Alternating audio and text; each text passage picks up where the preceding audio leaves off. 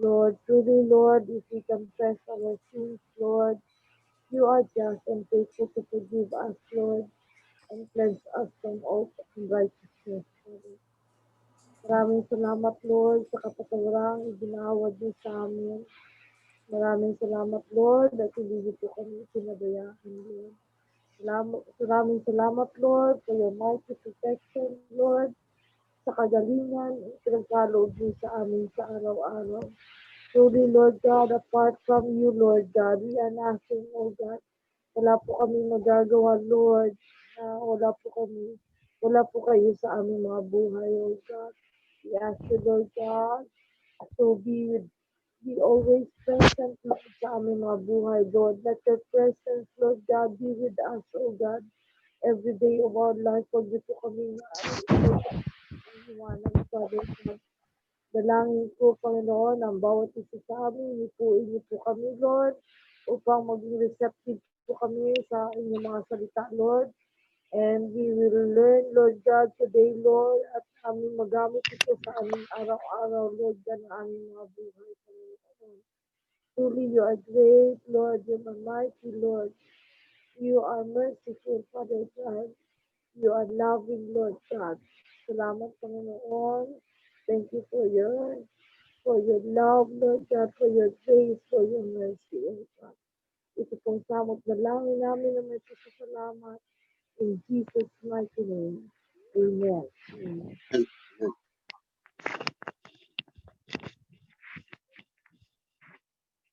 Excuse me.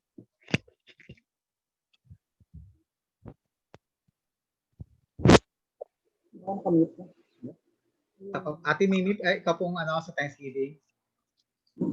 Ay, opo. Nagpapasalamat po ako sa Panginoon kasi lagi po kaming safe, yung mga bata po lagi pong safe at healthy. Ganun din po yung family namin sa Philippines, yung mga magulang po Excuse me po, namin. babalik Yung ako. No, 26th birthday niya, malusog naman po sa awa ng Diyos. At nagpapasalamat po kami sa mga biyayang natatanggap po namin. At ganun din po yung kagalingan ng mga samahan natin. Nagpapasalamat po namin sa Diyos. Ganun din po yung mga coworkers namin na naapektuhan ng COVID na bumalik na po sa trabaho pa isa-isa po. Okay. So si Ate Sarah, welcome po. Si Ate Amy, welcome din po. Si Ate Sarah, pwede mong i-enable yung mic kung gusto mo. So, nagpapatuloy po pa sa ating pag-aaral sa nakaraan. Magre-recap po tayo para po sa hindi naka-attend. Tapos po dating gawi, pag mayroon tayong katanungan ay magsalita lang kayo, i-enable niyo lang yung mic nyo at saka po magtanong po para po magiging lively ng ating pag-aaral. Sige, mag-share lang po ako ng ng aking slide. Ganyan po.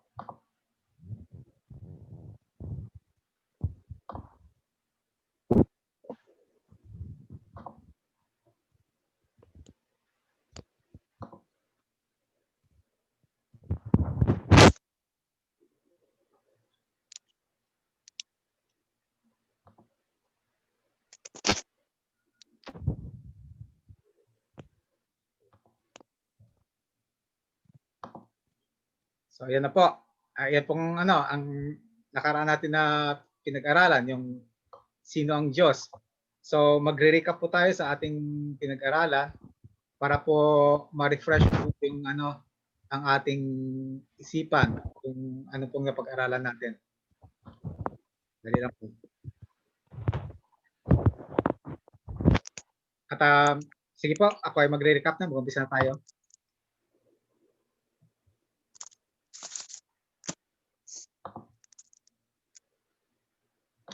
So, ang lang to, i-recap lang to ng konti at tapos para po sa hindi naka-attend.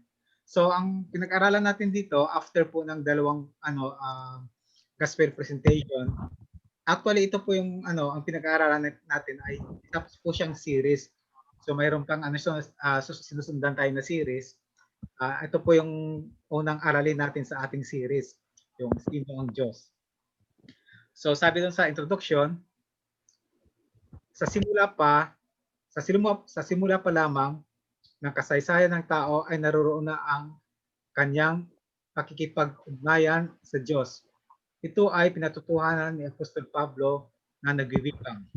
So, sa introduction natin, yung tao ay naroon na po yung mayroon na siya pong history ng pakikipag-ugnayan sa Diyos. Ito po yung pinatutuhanan ni Apostol Pablo sa sa Romans 1 verses 19 to 21. Ang sabi doon, ang maaring malaman tungkol sa Diyos ay maliwanag yamang inihayag ito sa kanila. Mula pa nang likhain niya ang sanlibutan, ang kalikasan hindi nakikita, ang kanyang walang hanggang kapangyarihan at pagka-Diyos ay maliwanag na nahahayag sa mga bagay na ginawa niya. Kaya't wala na silang maidahilan. Kahit na kilala nila ang Diyos, siya ay di nila pinarangalan bilang Diyos at pinasalamatan man. Sa halip, naghahaka-haka sila sa mga bagay na walang kabuluhan at nadinman ang kanilang mga hangal na pag-iisip. So titingnan natin po ang text kung anong ibig sabihin nito sa ayon sa nakaraan nating pag-aaral. Saan ang volume nito pa? Ay, volume na. So, Volume kailangan. Volume na. sa Ate Beth, muna, i-mute muna ng mga mic. Mute ko muna mga mic lahat.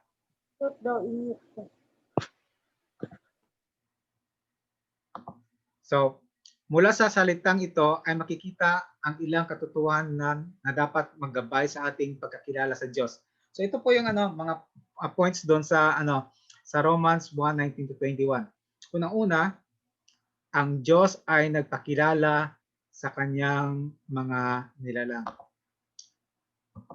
So sabi doon ang maaring malaman tungkol sa Diyos ay maliwanag yamang inihayag ito ng Diyos sa kanila ng Diyos. Ang ibig sabihin, yung tao po ay walang kakayanan po na kilalanin yung Diyos.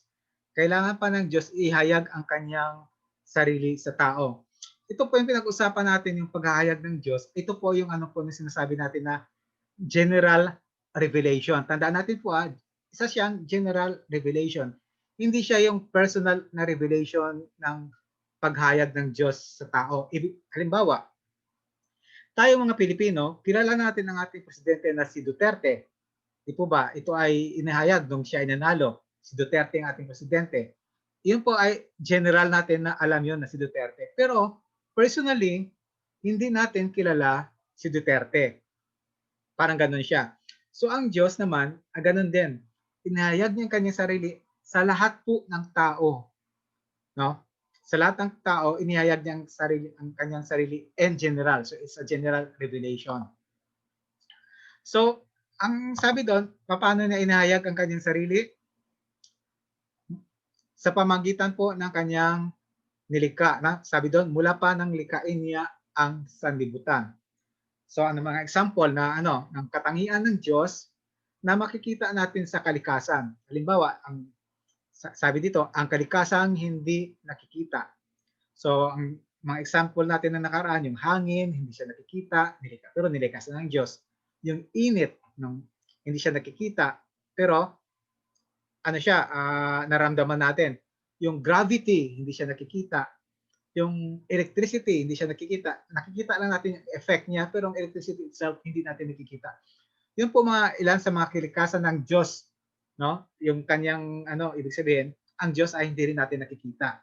So sa pamamagitan po ng kanyang mga ginawa, inahayag niya yung kanyang sarili.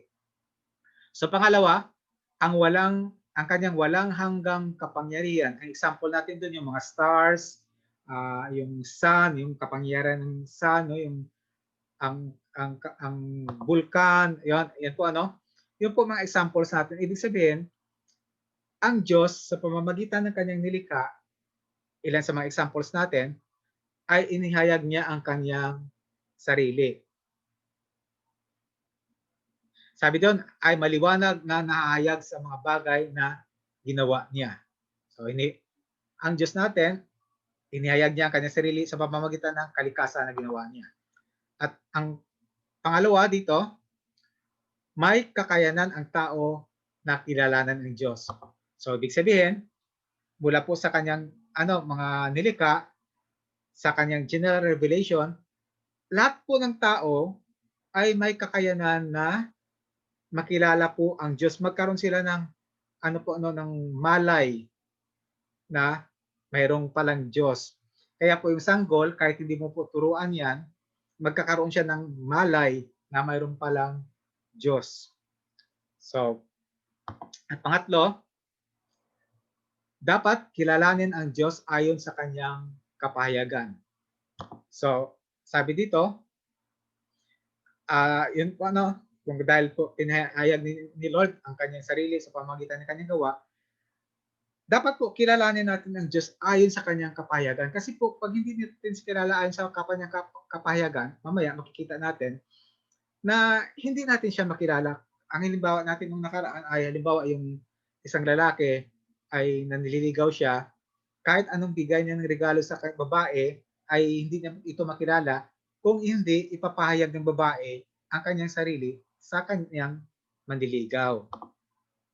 At pang-apat, ang pagkakilala sa Diyos sa labas ng kanyang kapahayagan ay isang kahangalan at pagdidilim ng isipan. So pag kinilala natin ang Diyos, ayon po lamang sa ating mga nasa isip lang natin, pero hindi po sa kanyang kapahayagan, ang tawag niya ng Bible ay kahangalan. So kaya po ang nakaraan napaka-importante na sinasabi natin, magbasa po ng Bible, mag-aral ng salita ng Diyos para po hindi tayo magpuro-puro kasi sabi ng Bible, yun ay kahangalan. Sabi doon sa text natin, sa halip naghahaka-haka sila sa mga bagay na walang kabuluhan at nadilman ang kanilang mga hangal na pag-iisip. So, dahil sa rito, ang panampalataya, ang ating faith, ng sino man ay hindi kailanman lalampas sa kanyang pagkakilala sa Diyos.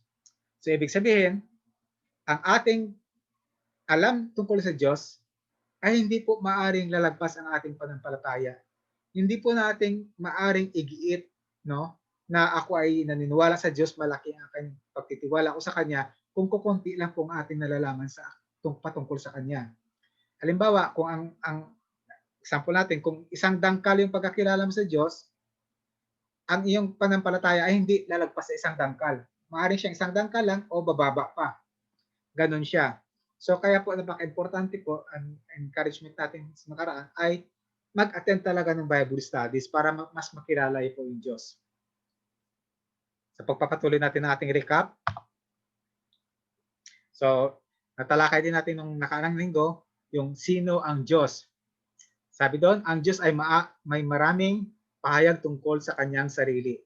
So marami siyang kapahayagan tungkol sa kanyang sarili, pero sa ating pag-aaral, kukuha po tayo ng 4 kung ano pong pinahayag niya tungkol sa kanyang sarili. Ang mga ito ay matatagpuan natin sa kanyang salita, ang Biblia. So ibig sabihin, pag nais natin makilala uli ang Diyos, muli bibigyan natin ng diin. Ang nagpapahayag po ang Diyos ng kanyang sarili sa pamamagitan po ng Bible. Yun po ang kanyang word, ang kanyang salita. So, una, ng kapahayagan ng Diyos sa tungkol sa kanya, una, siya ang Diyos na lumalang sa lahat-lahat. Walang anumang bagay sa lupa at langit na hindi nilalang ng Diyos. At dahil dito, ay walang sinuman o anuman na magmamalaki sa Diyos. Kilala niya ang bawat isa at nasusulat. Ito yung sabi sa sa Isaiah. Di ba ninyo alam? Di ba ninyo talos? Ang ibig sabihin ng talos, di mo ano ah, di niyo ba alam, di mo ba anong talos? Ibig sabihin yung salita, talos kasi yun eh. Di niyo ba alam, di niyo ba talos na itong si Yahweh ang walang hanggang Diyos. Siya ang lumikha ng buong daigdig, hindi siya napapagod, sa isipan niya ay walang natatarok. Ito po sinasabi ng Isaiah. Kaya po tayo mga nilalang niya, kahit ano po yung talino natin, kahit po anong galing natin sa school, sa trabaho, wala po tayong mapagmamalaki. Kasi po lahat po ng yan ay nilikha niya. Kung ang ating mga tinatangkilik, yung ating kinakain, siya po may likha nun. Yung kalakasan na dulot nun, siya po may likha nun. Kaya po tayo naniniwala sa Diyos, ang sinasabi natin lagi ay glory to God. No? Kasi pag pinagmamalaki natin yung ating sarili, parang sinasabi natin, glory to me. No? Glory to myself. Kaya po lagi sinasabi natin, purihin ang Diyos. So una yun, siya po ang lumikha sa lahat-lahat. Ang pangalawa, siya po ang Diyos po ang may katakdaan ng bawat bagay na nangyayari sa buhay ng tao. Ibig sabihin, siya po ang nagbigay ng limitasyon sa mga mangyayari sa buhay ng tao. Ito po yung maging di lang sa buhay ng tao, kundi maging sa sa lahat ng bagay na kanyang nilikha.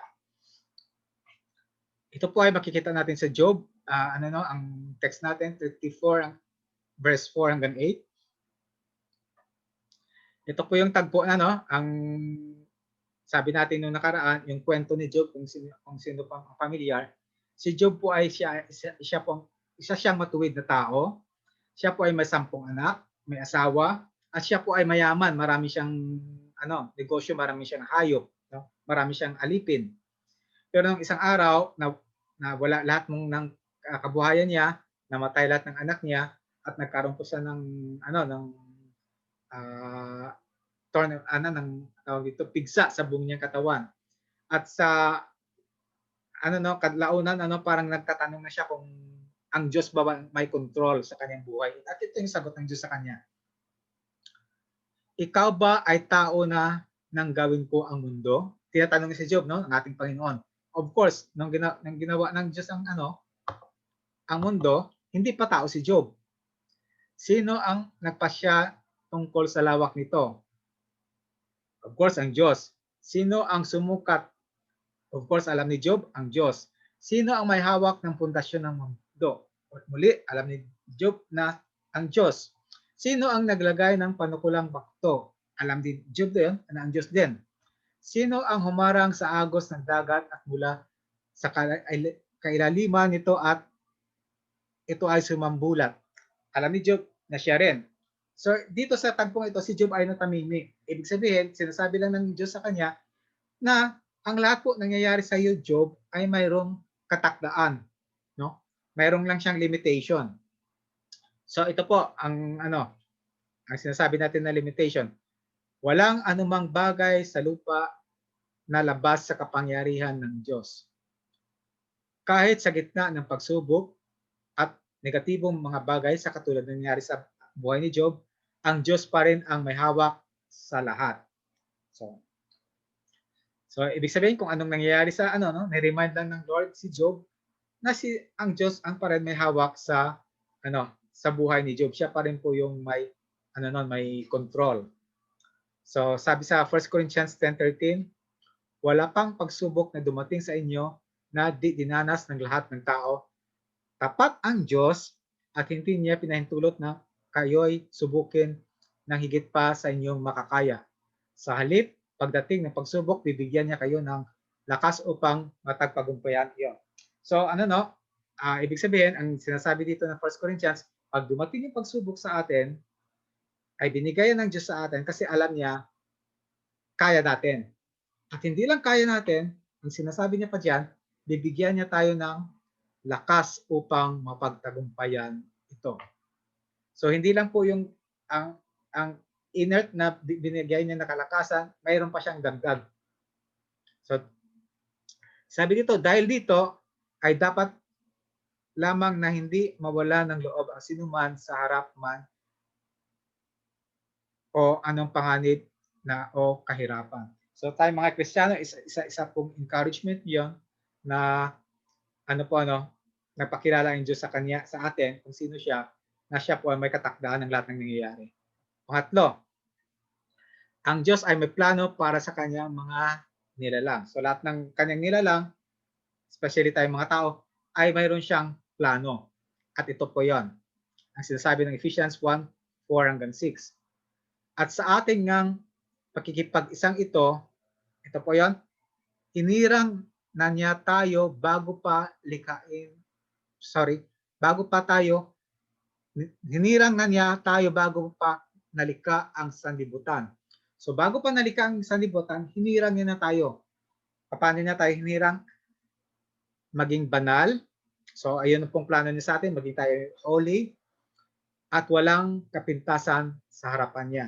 So tayo po ay banal at walang kapintasan. Dalawa po yung kanyang plano sa atin. Bakit niya po ganitong plano niya? Dahil sa pag-ibig ng Diyos, tayo'y kanyang itinalaga upang maging mga anak niya sa pamamagitan ni Jesucristo. Yan ang kanyang layunin at kalooban. Makikita natin dito, sabi niya, itinalaga upang maging mga anak sa pamamagitan ni Jesucristo. Ibig sabihin, si Adan at Eva, kahit sila po ay wala pang kasalanan, nung hindi pa sila nagkasala, sila po ay hindi mga anak ng Diyos. Ang plano ng Diyos sa kanila at ang plano sa atin ay pareho lang. Na tayo ay aampunin sa pamamagitan ni Jesucristo. Sabi niya, itatalaga niya tayo upang maging mga anak. Kasi po, ang ating Panginoong Ama, isa lang po yung kanyang anak. Alam natin yung John 3:16.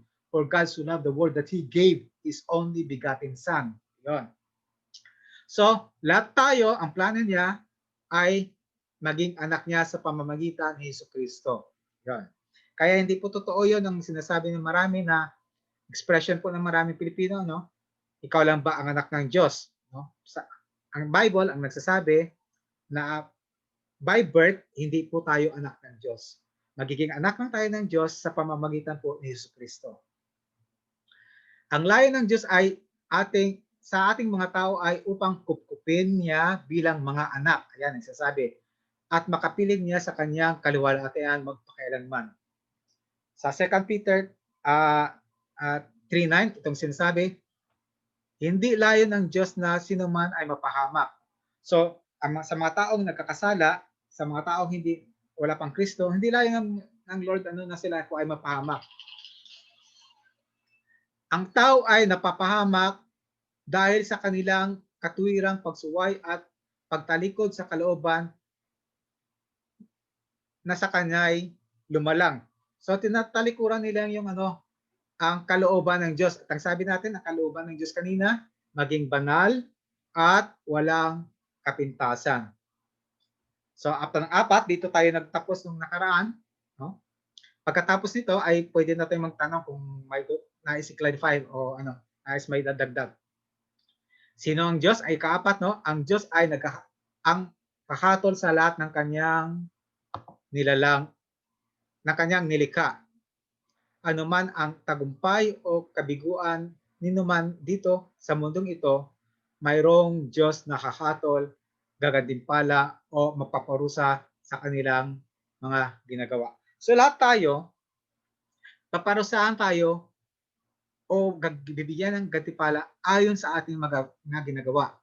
Sinasabi ng Revelation, sapagkat tinakda na niya ang araw ng paghuhukom sa sanlibutan at ito'y buong katarungan niyang gagawin sa pamamagitan ng kanyang hinirang Panginoong Hesus. So ngayon, ang magje-judge sa atin ay ang ating Panginoong Hesus. Ngayon po, sa panahon natin, ang ating Panginoong Hesus ay Savior pa lang natin siya ngayon. Savior natin siya. Pero sa ikalawang pagbalik na dito sa lupa, hindi na sa Savior. Siya po ay judge na. So ang sabi doon, hatulan tayo sa ating mga ginawa. Kung tinanggap natin si Jesus Christ as Lord and Savior, ginawa natin yon, bibigyan tayo ng gantimpala, no? Hatulan tayo. Pero kung nireject natin siya, ginawa natin yon, tayo ay hahatulan. Sige po, at yan po ang ating recap. medyo mahabang recap natin. Mayroon pang nais idagdag, mayroong katanungan bago tayo magpapatuloy. Kuya Lito, mayroong kuya idagdag? May para maging klaro, may clarification.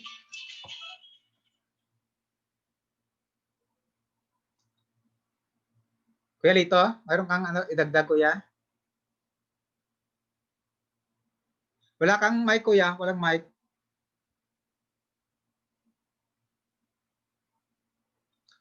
Si Kuya Rene Lagas. Si Kuya Lito. May dagdag ka, Kuya Lito? Maliwanag naman po, kuya. Okay lang po. Pwede po tayong... Sige po. Pwede po tayong Kuya Rene patuloy. Lagas, meron ka dagdag?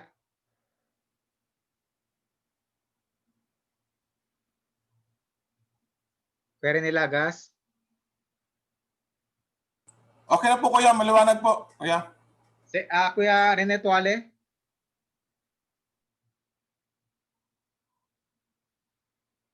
Kuya Tong, ikaw po may naisidagdag, Kuya Tong? Para po mas maliwanag. Okay lang po, kuya. Sige po, pag wala na po, Okay po. si Ate Janet, wala pong tatanong muna sa nakaraan. Kasi absent wala kaya si Ate Janet. Ang ando lang si Ate Amy, ayan siya. Pag wala na po, tayo po ay magpapatuloy sa ating pag-aaral. Dito po sa sunod natin na slide, mayroon na tayong mayroon na mga katanungan at mag-participate po tayo. Sige po. Ano ang gusto ng Diyos? So ano ba ang nais ng Diyos sa atin? So nalaman na natin ang kanyang general revelation, nalalaman natin kung sino ang Diyos. May 4 na tayo na example kung sino siya, no? At ngayon, base dun sa ating napag-aralan, anong gusto ng Diyos, no? Sabi dito, kung ganito pala ang layunin ng Diyos, no? Maalala natin na tayo ay maging banal at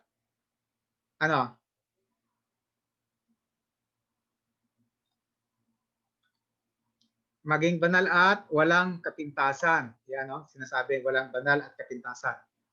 No? So, ano ang marapat na gawin ng tao upang siya ay makakilala sa kanya? So, ayun. Ay basahin po ni wait po. Nawawala ako. Sige po, basahin po ni Ate Sara. Ate Sara, pwede kang magbasa yung una kung anong Ate Sara, pwede kang magbasa? Si Ate Janet na lang. Ate Janet, pwede mong basahin, Ate Janet. Makikita mo? Yung una. Kasi parang malabo.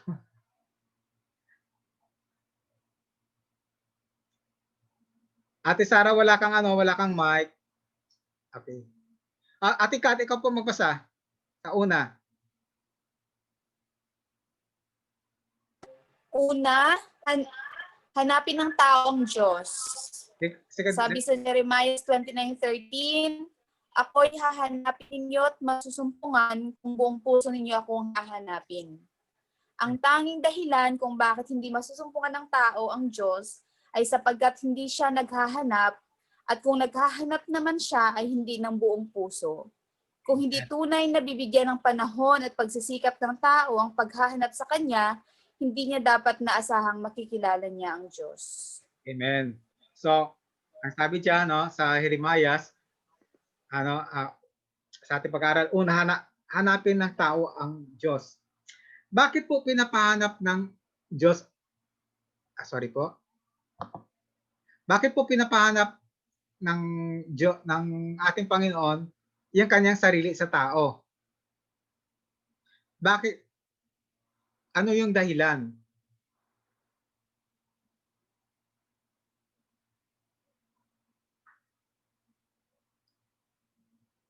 Ano kaya yung dahilan po? Bakit po pinapahanap ng Diyos ang kanyang sarili sa sa mga tao? Meron bang dahilan? Ano kaya yung dahilan na yun? Maraming dahilan, of course. Pero ano po yung mga ano kaya sa ilan sa mga dahilan? Bakit pinapahanap ng Diyos ang kanyang sarili sa tao? Ate Beth, meron kang i-share?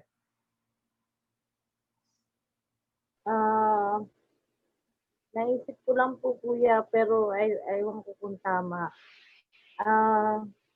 Kaya pinapahanap ng Panginoon siya sa atin kasi gusto niya ang kanyang mga nilalang, yung mga creation niya, lalo tayo mga anak niya ay makipag-fellowship sa kanya.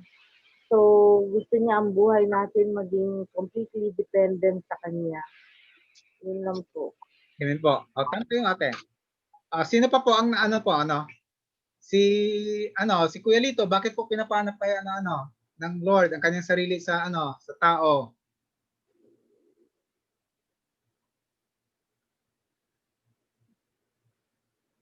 Kuya Lito? Wala siyang Kuya Tong.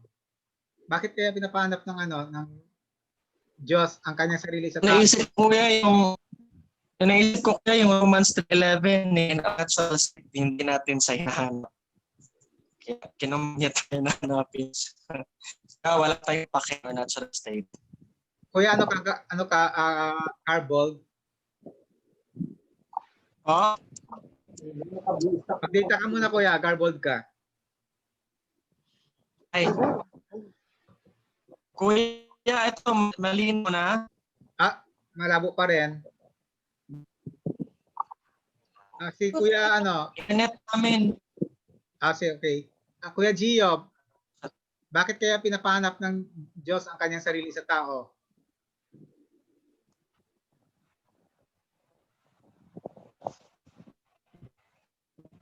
May sinagot na si ate, Kuya Tong at saka si Ate Beth. Dahil may plano po siya sa atin bilang mananampalataya po. Amen. Tama din yon. Dahil para malaman natin ang kanyang plano, no? Ang kanyang plano sa atin. Para malaman natin ang plano niya para sa atin. Kuya Rene Lagas, nais ka pong bakit po pinapahanap ng Diyos ang kanyang sarili sa tao? Kuya, mas probably para magkaroon tayo ng relasyon sa kanya, kuya. Amen. So maganda yung mga sagot natin. Lahat naman yun, maraming dahilan bakit po pinapahanap ng Diyos ang kanyang sarili sa sa tao. Ang pinaka doon, ang sinasabi ni Kuya Rene Lagas, magkaroon tayo ng relasyon sa kanya. Kasi po, una na po siyang nagpakilala sa tao. So ginawa na niya ang kanyang part. So inaasahan ng Diyos na gagawin ng tao ang kanyang part sa kanya. So kaya nga po ang sabi diyan sa ating text hanapin niyo yung ghost. Ako'y hanapin niyo, masusumpungan kong buong puso ninyo akong hahanapin. So buong puso daw. Ibig sabihin, kung naghahanap tayo at hindi natin mahanap ang Diyos, ibig sabihin ng hindi tayo naghahanap ng buong puso. So sa ating dalawang bagay na binanggit diyan sa ating slide na kung paano hanapin ang Diyos. Unang-una, bibigyan ng panahon. Ayan bibigyan natin ng panahon. Ibig sabihin, katulad ito ng Bible study, bibigyan natin ng panahon. Kasi ang pag-Bible study, isa sa mga paraan para po maghanap sa ating Diyos. So, bibigyan ng panahon natin. At pangalawa, tayo ay magsikap hanapin ang Diyos. Matapos natin nabigyan ng panahon, tayo din po ay magsikap po para po masumpungan siya sa ating mga sariling lakas. Ibig sabihin, importante talaga yung panahon, yung oras and time. Ang una pong natin, ipagkakaloob natin sa ating minamahal na tao, halimbawa sa ating asawa, sa ating anak, sa ating kaibigan, ay panahon. Pag wala kang panahon, ibig sabihin ng yon, hindi mo siya iniibig. Kung may panahon ka naman, dapat pagsikapan mong makilala ang Diyos. So dalawa, no? Kailangan, kung sa paghanap sa Diyos, dalawa ang ating gagamitin. Panahon at pagsisikapan natin. So kung hindi natin nasusumpungan ng Diyos, ay dahil, no? Hindi tayo tunay na naghahanap sa Kanya. Akala lang natin, naghahanap tayo sa Kanya. Pero ang totoo niyan ay hindi. So maliwanag ba po yun? So yun ang unang gusto ng Diyos sa atin. Hanapin natin ang ating Diyos. Yan. At ang pangalawa, si Kuya Dennis, nandiyan ba si Kuya Dennis? Kuya Dennis, ibasa Kuya.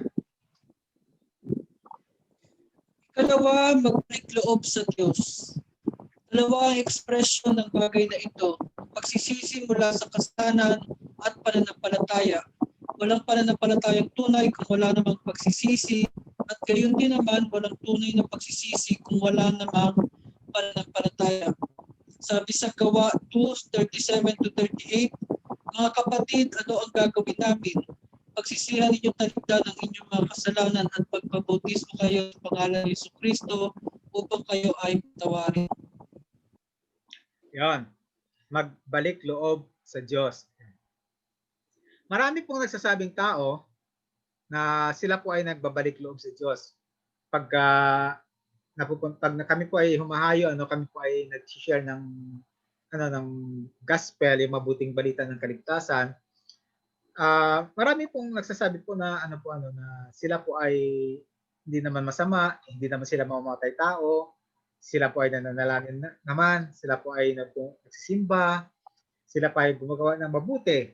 In fact, maraming example ay gumagawa sila ng mabuti, tumutulong sila sa kanilang mga mahal sa buhay, kaya nga nandito sila sa Saudi Arabia. Ang lahat ng iyon ay mabubuting bagay. Pero ang pagbabalik loob sa Diyos ay hindi po ibig sabihin pag gumawa ka ng mabuti sa tao ay nagbabalik loob ka na sa Diyos. Tayo po mga tao, tayo po ay may kasalanan sa Diyos. No? Unang-una, sa Diyos tayo nagkasala. Pangalawa, nagkasala tayo sa kapwa natin tao. Kung pinapatawad tayo ng ating kapwa tao, dahil humingi tayo ng tawad, pero hindi tayo humingi ng tawad sa Diyos, problema yun. Pero maraming tao, napipili naman ako humingi ako ng tawad sa Diyos. Pero ang sabi ng ating teksto, ganito. Ang pagsisisi mula sa kasalanan, ang dalawa ang ekspresyon na bagay na ito. Ang pagsisisi mula sa kasalanan at pananampalataya. Ibig sabihin, pag nagbalik loob tayo sa Diyos, ang pagsisisi, ibig sabihin ng pagsisisi, ay ganito yon. Humingi ka ng tawad sa Diyos, no? At makikita na ng Diyos yun na tunay ka nagsisi kung ang mga bagay na yon na hiningi mo ng tawad, halimbawa, pagnanakaw, no? Pangangalunya, mga bagay na lahat ng kasalanan ng kasalanan ay hindi na natin ginagawa. Ibig sabihin na ang pagsisisi ay first and foremost ay ihingi natin ng tawad sa Diyos. No? Unang vertical relationship muna natin. Ang vertical na relationship ng pagsisisi muna bagong horizontal. Kasi po, hindi po magiging tama ang horizontal relationship mo sa kapwa mo tao kung ang vertical relationship mo ay mali. Never na mangyari na tama ang relasyon mo sa kapwa mo tao kung ang relasyon mo sa Diyos ay hindi tama. Akala lang ng tao na tama ang kanilang relasyon sa kanilang kapwa-tao kasi gumagawa sila ng mabuti. Pero hindi po yun ang sinasabi ng Bible. Ang sinabi ng Bible, vertical relationship, kasalanan, no? Mula sa tao, sa Diyos, hingi mo ng tawad, hingi mo ng pagsisisi, at ang sunod nun, manampalataya. No? Ibig sabihin, magtiwala. So ang sabi diyan, walang panampalatayang tunay kung walang pagsisisi. So kung may tunay na panampalataya, ay may tunay na pagsisisi. Ganun din naman, kung may tunay na pagsisisi, may tunay kang panampalataya. So hindi mo pwede maaring paghiwalay ang dalawang yon. Ang ibig sabihin ng ng panampalataya o faith, pag sinabi ng Diyos ay A, example lang, Danny, pumunta ka. Ito yung mga dapat mong gawin. Dapat gagawin ko yon. Kasi pag hindi ko ginawa, ang totoo niyan, kahit sinasabi ko patawad Diyos, pero hindi ko ginawa ang kanyang mga sinasabi, ang totoo noon, hindi talaga ako nagsisisi. No? Hindi mo maaaring na paghiwalay yung pagsisisi at panampalataya.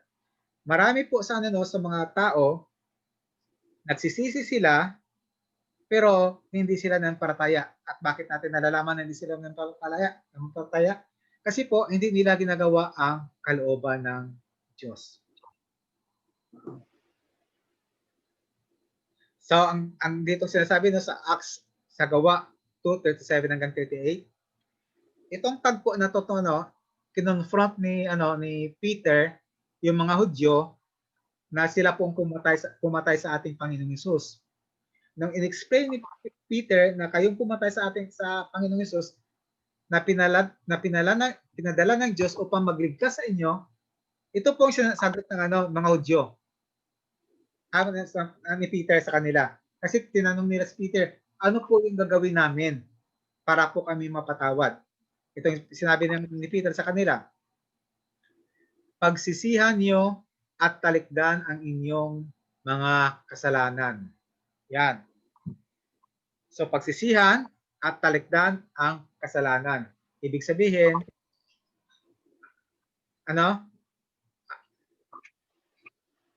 pagkatapos po natin humingi ng tawad sa ating Diyos Ama sa pamamagitan ng panalangin, ang kasalanan po ay magiging hate na natin. Halimbawa, example po ng mga kung tayo ay dati nagsisigarilyo, hate na natin ang sigarilyo. Kung dati ay tayo nagsusugal, hate natin ang pagsusugal. Kung tayo ay nag-boyfriend na gumagawa ng mga bagay na hindi dapat ginagawa ng mag-boyfriend, ito ay hate na natin.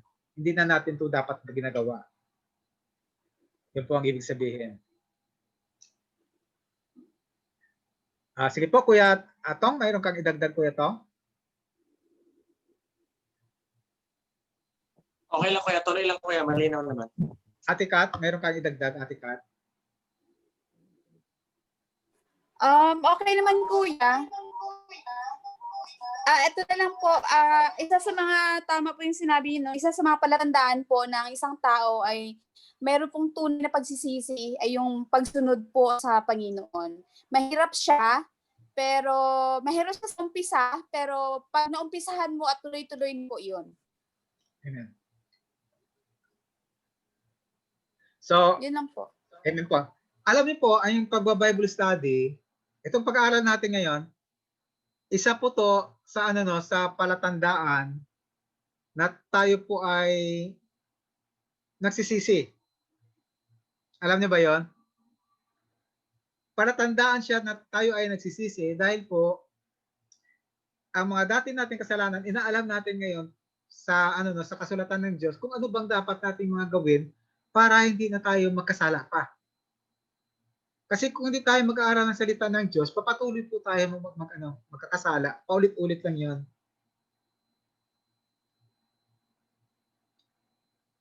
So, Kuelito, mayroon kang idagdag, Kuelito?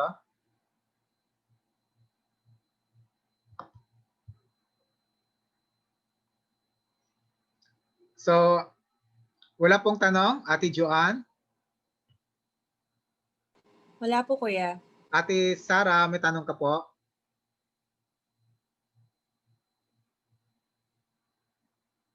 Ate Mitch, makapagsalita ka, Ate Mitch?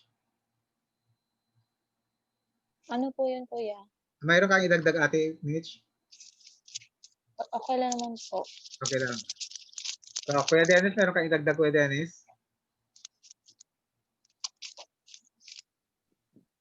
Okay na po kuya. Okay. So, ang una po ang una nating tinalakay, unang-una, sabi doon ay tayo ay magbalik, hanapin natin ng Diyos, at pangalawa, pag nahanap na natin siya sa pamamagitan ng kanyang salita, magbalik loob sa Diyos. At ang pangatlo, sumunod sa Ebanghelyo. Ate Sara, pwede ka magbasa, Ate Sara? Yung ikatatlo. Kuya Gio, ikaw, Kuya Gio, pwede ka magbasa? Sige po kuya. Sige po. Tatlo, sumunod sa Ebanghelyo. Sabi nga ni Santiago, gayon din naman, patay ang pananampalatayang walang kalakip na gawa. Sabi sa Santiago 2:17. Ang katibayan ng tunay na pagsisisi at pananampalataya ay ang bunga nito na mabuting gawa. Paano nagagawa ng mabuti? Ang wika ni Pablo. Sa pamamagitan niya, Panginoong Hesus, tinanggap namin sa Diyos ang kaloob na maging apostol upang ang lahat ng bansa ay akayin sa pananampalataya at pagsunod sa Kanya. Amen. So, sa ating sariling pagkaunawa, ano pong ibig sabihin ng Ebanghelyo? Word of God. Ano po? Ano po 'yan? Sige po, ano po ibig sabihin ng Ebanghelyo? Salita ng Diyos yun.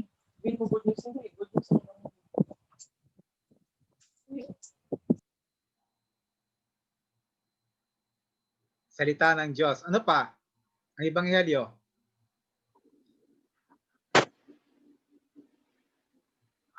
Good news of salvation, Kuya.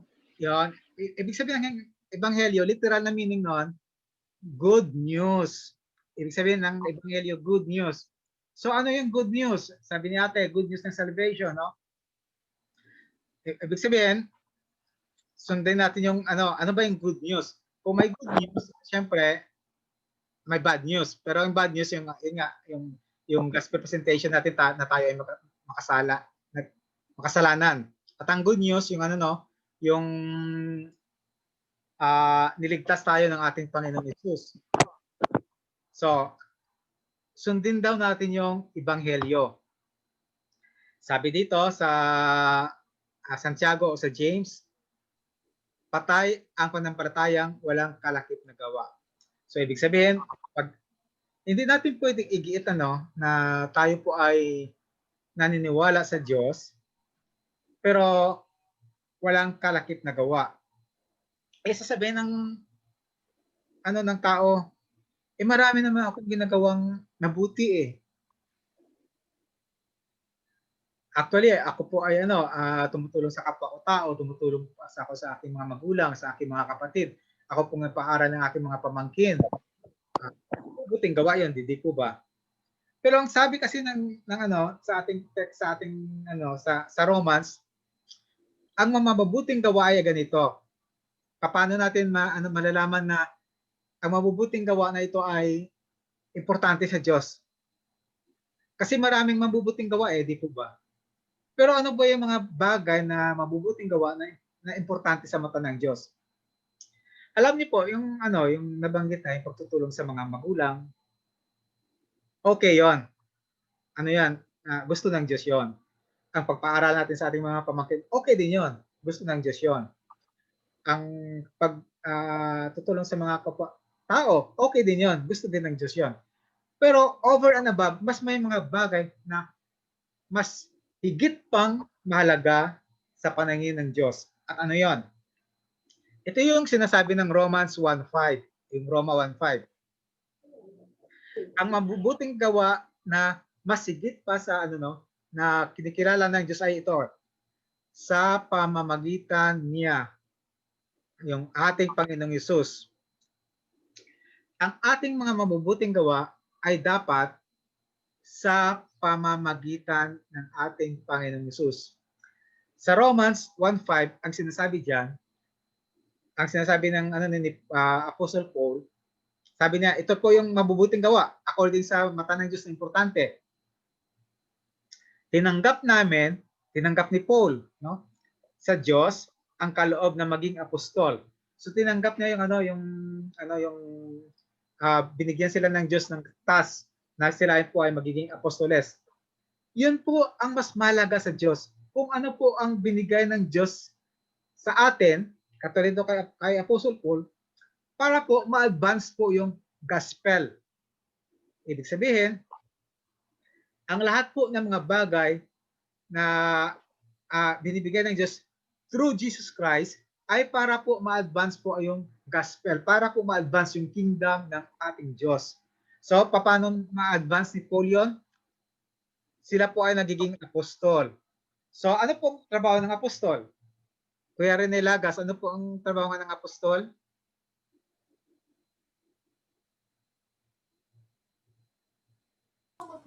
Sabi rito kuya, para akayin ang lahat. So, ang trabaho talaga ng pananampalataya. Oo, tama yun kuya. Pero anong trabaho ng apostol? May church planter kuya. Church plant kuya. Amen. So ang apostol, ang pinakamin na trabaho niya ay magtayo ng church. Yan. So ang iba naman ay binigyan ng maging pastor, magiging prophet. Ang iba naman sa atin ay binigyan ng kakayanan ng magiging halimbawa, singer, worship leader. Kung ikaw ay karpentero, ikaw ay gumagawa sa church. Kung ikaw ay isang mechanical engineer, ikaw ay gumagawa sa church, tumutulong ka. Ako po sa IT, tumutulong ako sa church sa aking field, sa IT. Kung ikaw ay isang teacher, tumutulong ka. Ano po yung yung kailangan ng mga sa church para po ma-advance ang gospel. So, mayroon pa lang mas importante na mga bagay na pinapagawa ang Diyos maliban po sa pagtulong sa mga magulang, pagtulong sa kapwa-tao.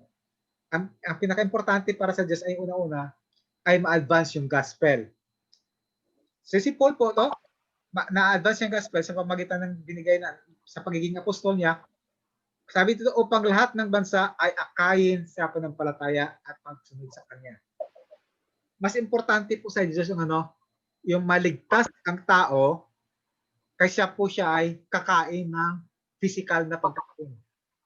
Mas importante sa Diyos na kumain yung tao, yung mga spiritual na mga bagay, kaysa physical niyang kakainin. Tandaan natin yon.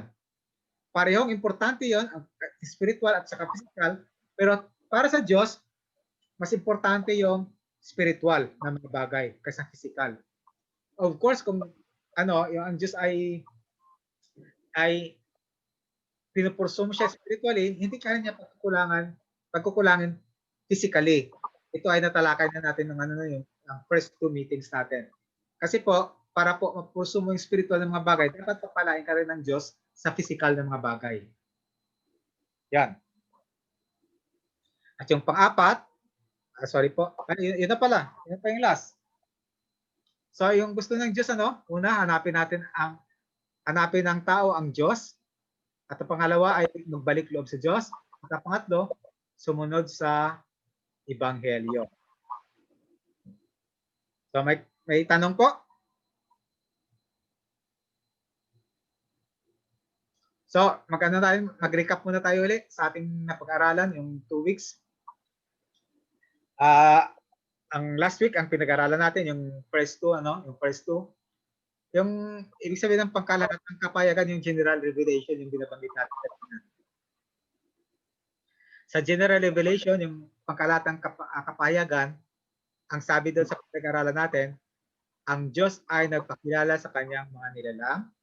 So siya po yung nag-initiate na hindi po tayo ang nag-initiate para makilala siya sa pamamagitan po ng kanyang nilikha.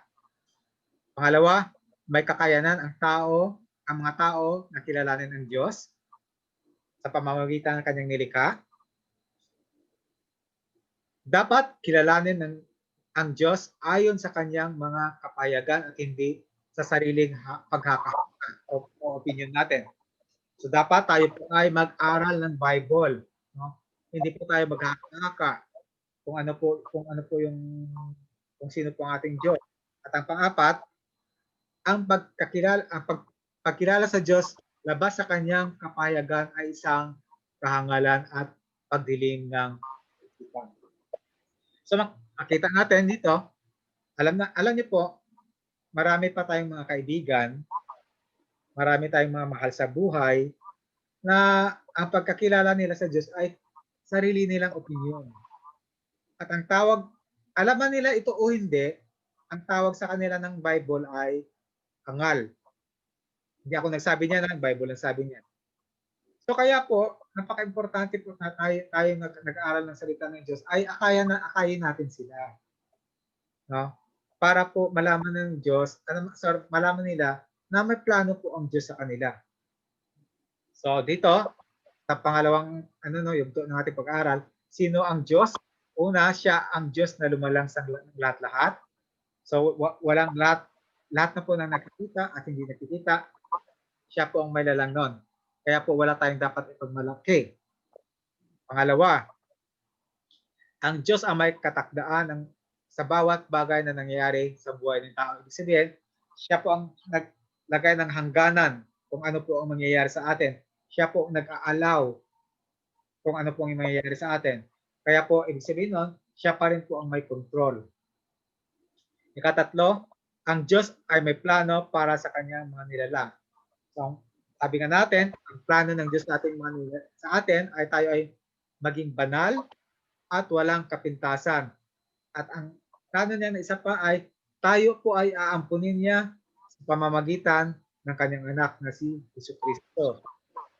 At pang-apat, ang Diyos ang hatol sa lahat ng kanyang nilikha. So lahat ng mga ay yung mga naniwala sa kanya, siya yung hatol doon. At ang mga tao hindi naniwala sa kanya, ang ating Panginoong Hesus po yung hatol sa kanila. Walang man po na nilalang dito sa lupa ang hindi hatulan. Maging po ang creation, nabanggit natin na nakaraan, maging po ang creation ng Diyos, yung langit at lupa, siya rin po yung hahatol nun. Siya po ang sisira nun. Sabi nga, heavens and earth will pass away, but the words will not pass away. So, ibig sabihin, ang ating Panginoong Hesus po ang maghahatol, ang sisira sa mundong ito. So, ano ang gusto ng Diyos sa atin? Unang-una, hanapin ng tao ang Diyos. Sorry, maraming sa sharing natin, maraming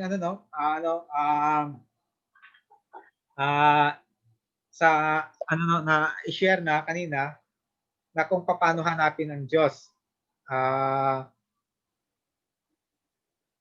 Kung ano yung rason, maraming rason bakit pinapahanap ng Diyos ang kanyang sarili sa tao. Nag-share si Kuya Rene, si Ate Beth, si Kuya Tong, si Ate Kat.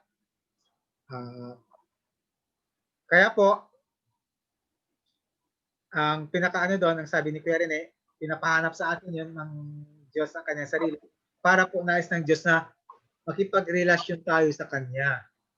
Kasi po, ang Diyos po ay ginawa na niya yung kanyang part, nagpakilala na siya. So sa pamagitan ng kanyang pagpakilala sa atin, mayroon na tayong cue na po, pwede natin siyang hanapin at matatagpuan. At ang pangalawa, magbalik loob sa Diyos. Ibig sabihin, magsisi. Magsisi, ang ibig sabihin ng pagsisisi ay ang literal na ibig sabihin ng pagsisisi ay siya, metanoia. Nais ko lang sa Greek siya, meta means change. Noia means mind. Ibig sabihin ng pagsisisi, change of mind. Ibig sabihin, magbago ng pag-iisip. Tayo magsisi. Ang tunay na pagsisisi, nabanggit natin ay may kalakip na gawa. Kasi pag walang gawa, walang pagsisisi. At ang nabanggit natin, ang pag-aaral ng salita ng Diyos katulad nito ay kaparti ito ng pagsisisi. Kasi gusto nating mahanap ang kanyang kalooban. Magbalik loob sa Diyos. Yun ang ibig sabihin. Pag tayo nag-aaral ng salita ng Diyos, nais natin magbalik loob sa Kanya. Kaya po, ang tawag doon ay pagsisisi. At pangatlo, sumunod sa Ebanghelyo. Yan. Sundin natin yung gospel, yung kung ano po yung mga gift natin. Lahat po tayo may gift. Walang taong walang gift, no? Ang iba teacher, ang iba engineer, ang iba IT. Kung ano man yung gift natin, gamitin natin iyon para po magsilbi sa ating Panginoon Hesus. Yun po. At sa ating conclusion, pagkatapos nito tayo may mayroong konting Q&A. Kuya Ate Kat, pakibasa sa conclusion, Ate Kat.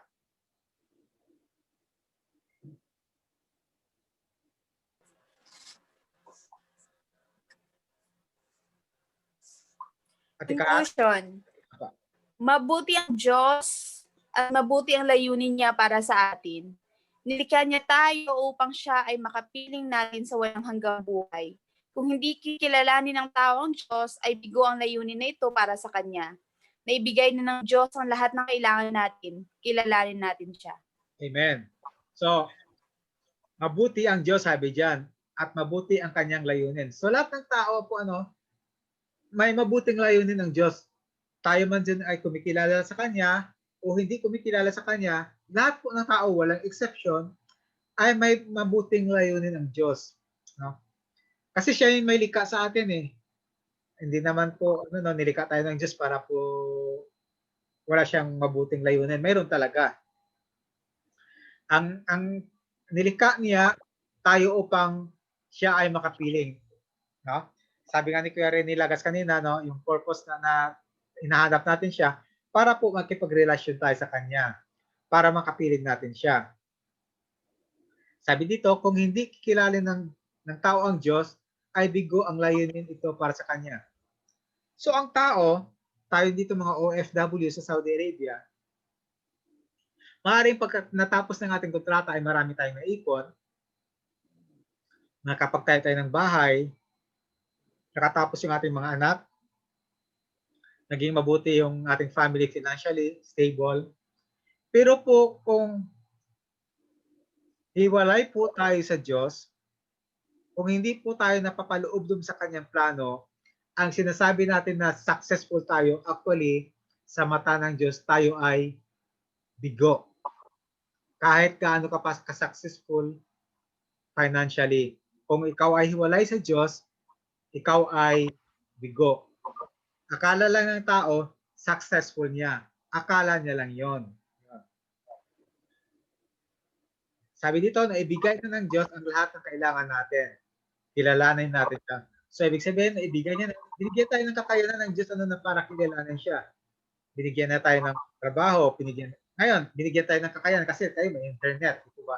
Kahit wala tayong internet, binigyan tayo ng kakayanan dahil pwede tayo magbasa ng salita ng Diyos. No? Kahit offline, di po ba? So, yan po. Yan po ang ating pag-aaral. At stop share ko muna. Sige po. Sharing muna tayo. At Kuya Rene Tuale. Kuya, may tanong po ako. Sige po. Kuya, nabanggit po kasi na kahit na matagumpay yung tao, halimbawa financially, o matagumpay siya dito sa mundo, bakit kaya sa paningin ng Panginoon ay bigo pa rin siya? Kasi matagumpay naman siya dito sa mundo kung saan siya namumuhay. Amen. Magandang tanong po yun. Sinong nais sumagot? Pwede po tayo magsumagot. Ate Joanne, Ate Sarah, Ate Det, Ate Nat, pwede tayo mag-share. Bakit po bigo Kuya, base po sa nyo po, sa sinabi nyo po, kasi hiwalay po siya sa Diyos. So yung purpose po, yung plano po at purpose po ng Lord sa buhay niya ay hindi po nakakapangyari kasi yun nga po, kahit po successful siya when it comes to sa ano dito sa mundo, but yung spiritual life po niya ay hiwalay naman po sa Lord at yung kaluluwa niya po ay mapapahamak naman po. So yun po, kuya. Amen. So sino pa po? Nice mag-share. Kuya Dennis, ano pong ano mo? May nice ka i-share kuya sa tanong ni kuya dito? Opo, kuya. Para sa akin, kuya, kasi ang sa ating pong mga tao, no, yung kapag kumbaga ang tunay na yaman natin wala dito sa mundo eh. Kumbaga kahit makamit natin lahat ng yaman natin dito sa mundo, magkaroon tayo ng lahat ng meron ng mundo, maging makapangyarihang tao man tayo, kung tayo ay wala sa Diyos, kung wala tayong relasyon sa Diyos, wala din, kuya. Kumbaga walang purpose yung buhay natin kasi talagang ang purpose ng Diyos sa tao ay kumbaga talagang kupkupin niya, makapiling niya, makasama niya. Yun talaga, kuya, kasi ang kasi kumbaga kung ang tao, kasi sabihan natin, hindi naman natin madadala ang lahat ng yaman natin dito sa mundo, no, pag alis natin dito. Kumbaga ang dapat mas nag-iipok tayo yung yaman na dapat na kasama ang Diyos. Kumbaga yung pag-iimpok natin nasa langit, wala dito sa mundo. Amen. Sino pa po nice mag-share sa tanong ni may i-share? Ate Abby, meron kang i-share, Ate Abby? Po, ako po, kagaya po sa na-share din po ni na Kuya Dennis and Ate Mitch po. Kasi po iba po yung standard po ng success nga po ng Lord sa standard po ng tao. Kasi po, syempre, ang standard po ng tao, successful ka kapag nakamit mo yung mga gusto mo, ikaw ay marangya yung pamumuhay. Pero ang nais nga po ng Lord na mababasa po natin sa kanya salita ay yung makilala natin siya, magkaroon po tayo ng relasyon sa kanya. So ayun po, dugtong lang po sa na-share po ni Kuya Dennis. Sabi nga po sa Matthew 19, ay tama po ba? Matthew 6:19 po, no? Sabi po, do not store up for yourselves treasures on earth where moths and vermin destroy and where thieves break in and steal. But store up for yourselves treasures in heaven where moths and vermin do not destroy and where thieves do not break in and steal. Yun po. So sabi po doon, ang yaman nga po natin dito sa lupa, yun nga po, hindi naman po natin ito madadala sa kabilang buhay or kapag po tayo ay namatay. Pero ang importante po or ang nagmamatter po sa Lord, nandun po yung relasyon po natin sa Kanya. Yun po, sa pamamagitan po ni Jesucristo. Kaya yun po, mas importante na maglaan tayo ng oras sa pagkilala po sa Panginoon, sa pag-aaral po ng Kanyang salita, para mas makilala po natin siya. Amen. So mayroon pang nais-share? Kung mayroon pang nais katanungan, mayroong may nais idagdag sa ating pag-aaral. Maganda yung tanong ni Kuya Lito.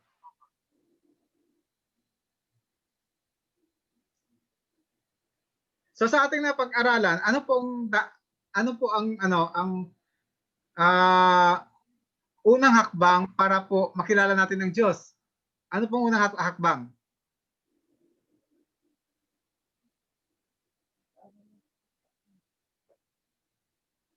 Magbigay ng oras. Magbigay ng oras. So, magbigay ng oras, maglaan ng oras para sa Diyos. Ibig sabihin, ikaw ay may 24 hours, no? Dapat may oras para sa Diyos. So, kasi po pag alam na natin pag sa taong relasyon, pag hindi ka nagbibigay ng oras sa iyong asawa, sa iyong mga anak, hindi mo masasabi na mahal mo yung anak o asawa. So, nagbigay ng oras. So, pagkatapos na nagbigay ng oras, dapat ang oras na yun ay consistent. Hindi po yung sulpot lang. Hindi po yung kung kailan na yung gusto ko. Dapat, pag sinabi natin example ito, kaya consistent tayo sa Bible study. Tuwing Webes, 8:30 ng gabi, magbibigay ako ng oras. Yan. Ganun siya. hindi pwedeng kung kailan lang gusto natin. Ang isa pong disiplinadong tao, mayroon siyang mararating. Alam natin yon kung disiplinado sa si Manny Pacquiao, disiplinado sa pagboboxing, no? Kung hindi sa disiplina, siguro mas marami siyang talo ngayon. Sa buhay Kristiyano, dapat tayo ay disiplinado. Pag oras ng Bible study, Bible study. Pag oras ng panalangin, panalangin. Hindi po kung kailan ang gusto natin. Ang pagbigay ng Diyos ng oras, kung tayo may 24 hours, ang unang mga nakalaan doon, ang number 1 doon, ay ang Diyos. Pangalawa natin ang sarili at ating family, ating trabaho. Number 1 doon ng Diyos. Kasi po, may mga taong sinasabi nila, ay, hindi ako maka-attend, wala akong panahon dyan. Ibig sabihin, inutang-ina mo na yung sarili nila bago po yung Diyos. Ito ba? Kung totoong mahal mo yung isang yung persona, example yung Diyos o yung asawa, yung anak, ay inuuna natin yung panahon natin para sa kanila. Ito ba? Siguro naman pag nag-relasyon tayo sa tayong mga lalaki, no? Uso-uso pa yung inuuna yung barkada kaysa mga family. Hindi po tama, no? So pangalawa, ano pa po pag una hakbang sa paghanap ng Diyos, bigyan ng panahon, ano pa sunod? Ano pa kaya? Pag-aralan natin 'yan. Kanina ano pa?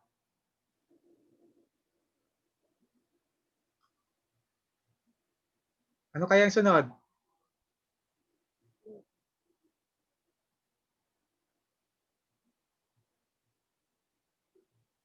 May pagsunod, kuya. Pagsunod. Amen.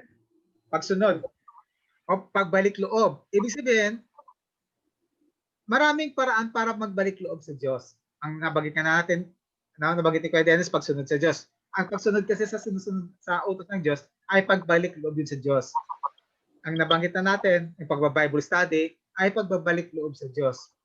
Ibig sabihin, pag may time na tayo na mag-aral ng salita ng Diyos katulad ng Bible study, ay tutuparin na natin, isasagawa na natin ang ating mga natutunan. Isa din yung paraan sa pagbabalik loob sa Diyos. Dapat mayroon siyang mayroong fruit, may bunga.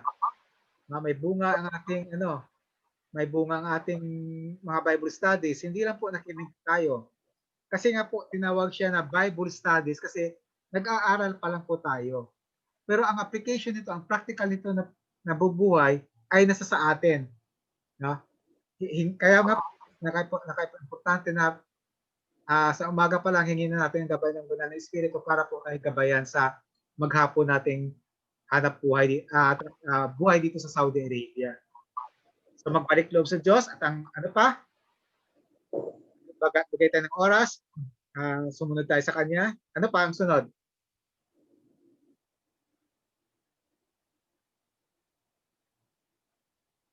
Ano pa payang gagawin natin?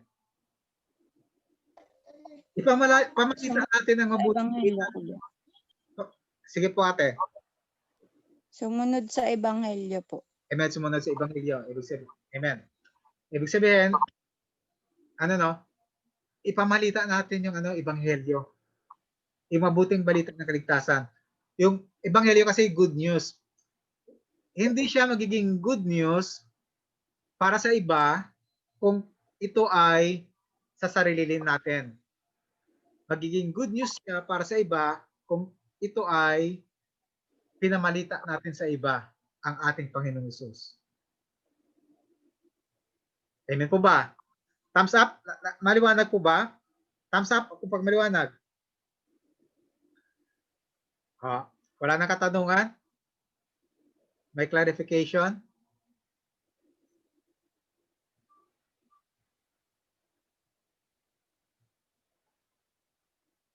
Pag wala na po, sige po. Salamat po sa lahat. At may announcement lang po. May konting announcement lang. Yung ating Bible study group na to, next week, hindi na to po tayo best Wednesday na po tayo. Wednesday ng 8:30 ng gabi. i-move natin ng isang araw, no? Kasi po napansin ko po titingnan natin kasi po pag Huwebes kasi marami po sa ating mga busy, di po ba? Dito sa Saudi Arabia. So yung yung especially po sa yung mga kapatid natin ng mga babae, busy po sila sa kanilang mga amo. So subukan natin i-move ng ng Wednesday. Titingnan po natin kung may mangyayari. Pero i-announce ko pa rin yung sa natin sa chat group sa GC natin na starting next week, Wednesday na po ng gabi ang ating online Bible study. Okay lang po ba 'yon? Opo. Ate Janet, makaka-join ka pa rin, no? Ate Sara, makaka-join ka pa rin? Kahit Wednesday? So si Ate Ate Juan, makaka-join ka pa rin? Pag kahit Wednesday? Opo kuya, kapag morning shift. Opo. Si Ate Det at si Ate Na. Sige po, pag si Galaxy J7. Kuya, bro, ano po pangalan niyo, bro? Destiny po.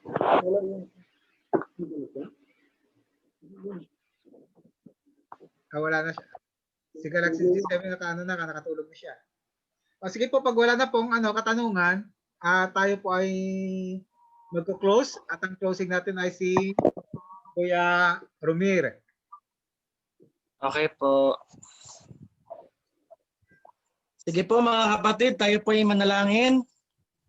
Palakpakan po natin ang Lord. Maraming salamat muli, Panginoon, sa oras na inilaan mo, Lord God, para sa amin upang ikaw ay makilala. Ikaw ay makapiling namin, Lord God, sa iyong salita, Panginoon. And lubos po aming pagpapasalamat, Lord God, na kapiling namin, Lord God, sa gabing ito, Lord God, sila Ate Sara, si Ate Janet, mga kapatid namin, Lord God, na mga nakilala namin, Panginoon, sila Ate Joanne, Ate Na, Ate Ded. Lord God, sa lahat po ng mga nandito, Panginoon, ay ikaw po ang maggagabay sa bawat isa, Lord God. Ganun na rin po sa Couples One, Lord God, na BS, Lord God, ay binabalik namin sa Lord God as one body in Christ. Ang lahat ng pagpupuri, pasasalamat, pagluwalhati dahil sa patuloy na katapatan, kabutihan mo sa amin. And we pray, Lord God, na patuloy kang in grace sa amin, Lord God, and merciful, Panginoon, na patuloy mong pagpapakilala sa amin. Kami, Lord God, spiritually sa aming kaalaman at aming pagsunod sa iyo, Lord God, na ayon sa iyong katarungan, Lord God. And Lord, nawa, Lord God, ay gabayan mo kami. Ikaw ang bigay sa amin ng magandang schedule, Panginoon, upang lagi po naming malaanan, Lord God, ang oras na ito, Lord God. Next week, Lord God, starting next week, Wednesday night, Lord God, nawa ay by your Holy Spirit, Lord God, tulungan mo kami, Lord God, na magkaroon ng commitment, Lord God, sa iyo, Panginoon, upang makilala ka namin ng lubusan at ikaw po ay maibahagi namin sa aming mga mahal sa buhay, Lord God. And Lord, salamat sa aming tagapagturo sa buhay ni Kuya Dan. Salamat sa lahat ng mga kapatid na nandito, Panginoon, na nag-share ng kanilang mga wisdom, Lord God. Salamat sa kay Kuya Dennis, kay Ate Kat, Sister Wife, kila sa Sarkinya family, Tuale family, Lagas family, Pondesto family, kay Ate Mitch, Kuya Gio, Demo family. Salamat, Lord God, sa bawat isa, Lord God. And lubos din po ang aming pagpapasalamat, Lord God, as one body in Christ, sa kagalingan na panagkaloob mo kay Ate Beth at kay Kuya Rene, Lord God. Patuloy mong i-grant sa kanila, Lord God, ang maayos na pangatawan upang hindi po mahadlangan ang kang pagsisilbi nila sa iyo, Panginoon. Muli, Lord God, salamat, Lord God, sa lahat-lahat ng biyaya mo sa amin na patuloy namin tinatanggap. Lahat ng mabubuting bagay ay nanggagaling sa iyo, O Lord. Pinabalik namin ang pasalamat, pagsamba, pagdakila sa pangalan ng Panginoong Hesus, itong aming dalangin. Amen. Amen. Amen. God bless po. God bless. God bless po. See you next week po. God bless po. God Sige po, God bless po bless. sa inyo lahat. Bye. Thank you bless po. po. God bless po. God bless po.